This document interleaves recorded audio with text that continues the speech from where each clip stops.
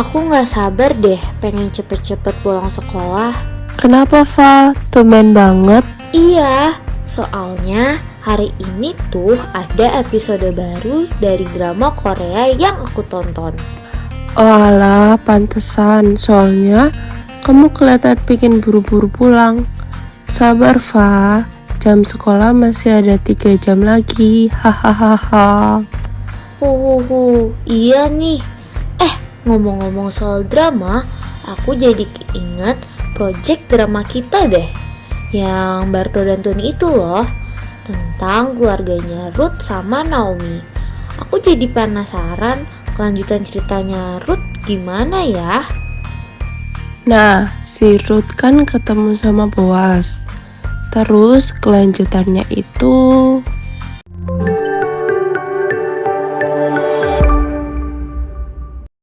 Shalom, hai adik-adik. Jumat ceria kali ini bersama Kak Angel. Nah, adik-adik, Kak Angel mau tanya deh, kira-kira 2 episode yang lalu itu tokohnya siapa aja ya? Ada yang masih inget nggak?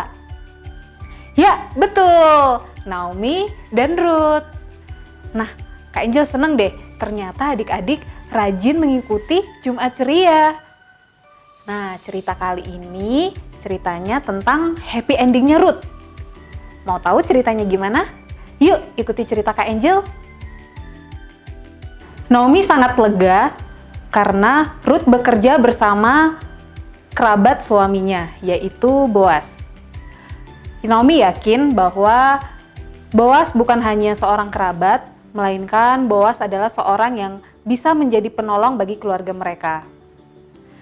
Naomi sangat memperhatikan Ruth dan ia sangat menyayangi Ruth seperti anaknya sendiri. Sehingga di dalam hati Naomi ada rencana untuk masa depan menantunya itu. Naomi pun memberikan nasihat kepada Ruth untuk meminta perlindungan Boas sebagai pemilik tanah yang berwenang. Kira-kira apa ya yang dilakukan Naomi? Nah, begini adik-adik. Pada malam itu, Boas sedang bekerja di tempat penggirikan. Boas menempi jelai yang telah dipanen dan yang pastinya pekerjaan itu butuh waktu yang sangat lama, sehingga Boas bekerja sampai larut malam. Dan dia pun pasti tertidur di tempat penggirikan tersebut. Lalu ketika Naomi mengetahui hal itu, kemudian menyuruh Ruth untuk melakukan sesuatu, yaitu malam itu juga Naomi meminta Ruth untuk pergi ke tempat penggirikan tersebut dan menunggu Boas sehingga dia selesai bekerja. Kemudian Ruth diperintahkan untuk tidur di sebelah kaki Boas. Ruth sangat taat kepada mertuanya itu, dia pun melaksanakan nasihat dan perintah itu. Dan keesokan paginya, terkejutlah Boas ketika mengetahui bahwa ada seorang yang tidur di sebelah kakinya. Saat ia melihat bahwa Ruthlah yang ada di situ. Kemudian Ruth mengatakan apa tujuannya itu, yaitu untuk memohon perlindungan dari Boas.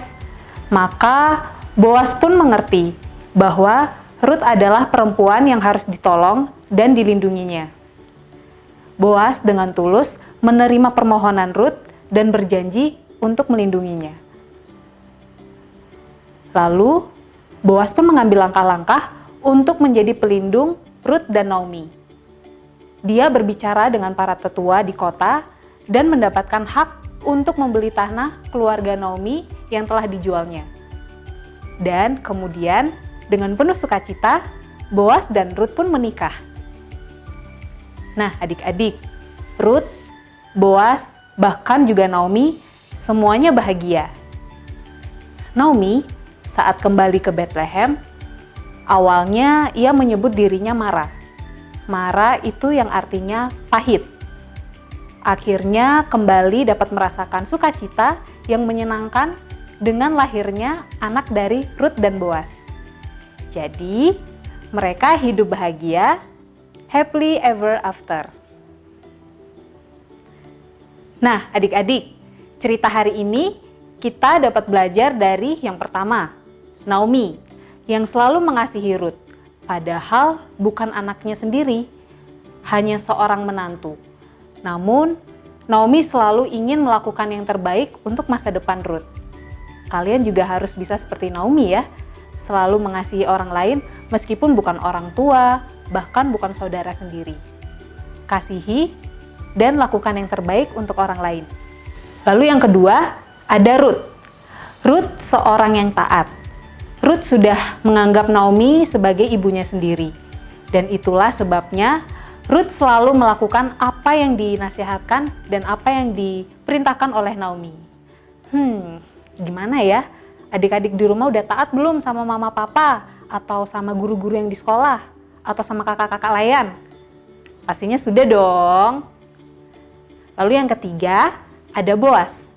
Seorang yang mau memberi perlindungan dan bantuan kepada Naomi dan Ruth. Ayo adik-adik, mari kita contoh seperti Boas. Tidak pelit untuk memberikan pertolongan kepada orang lain. Nah adik-adik, begitulah kisah Naomi, Ruth, dan Boas. Masih banyak tokoh Alkitab lain yang akan diceritakan. Karena itu, jangan lewatkan Jumat Ceria di episode lainnya. Tuhan Yesus memberkati. Dadah!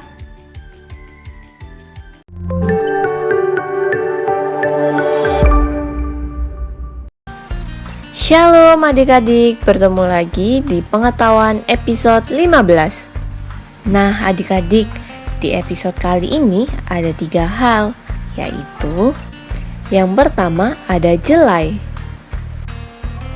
Nah adik-adik, jelai adalah salah satu jenis biji-bijian yang kaya akan serat. Biasanya, jelai digunakan sebagai bahan baku pembuat roti dan kue kering, bahan baku pembuat sereal, pembuat sup, dan pembuat salad. Nah adik-adik, karena jelai kaya akan serat, jelai biasanya digunakan untuk pengganti nasi. Selain bijinya, tanaman jelai juga dapat diolah sebagai minuman yang menyehatkan. Yang kedua, ada tempat pengirikan. Tempat pengirikan merupakan sebuah tempat untuk memisahkan bulir gandum dari sekamnya. Biasanya di tanah yang luas, terbuka, panas, dan berangin. Berangin agar proses pemisahan bulir gandum lebih cepat, sedangkan panas cocok untuk mengeringkan gandum. Yang ketiga yaitu Obed. Ruth dan Boas memiliki anak yang bernama Obed. Obed adalah kakek dari Daud. Bertahun-tahun kemudian, Yesus Kristus dilahirkan ke dalam garis keluarga ini. Nah adik-adik, itulah pengetahuan untuk kali ini. Masih banyak hal tentang pengetahuan yang akan adik-adik temui di Jumat Ceria. Jadi, sampai jumpa di episode berikutnya. Tuhan Yesus memberkati. Gitu ya kelanjutannya. Keren banget. Dari cerita Ruth dan Naomi, kita jadi bisa tahu poin penting buat kehidupan sesama manusia. Nah, selain sama manusia, jangan lupa juga poin yang paling penting. Apaan tuh, An? Percaya akan Tuhan. Wah, betul banget. Sekarang, ayo kita lari sebelum ibu guru masuk ke kelas. Lari! Bermari kita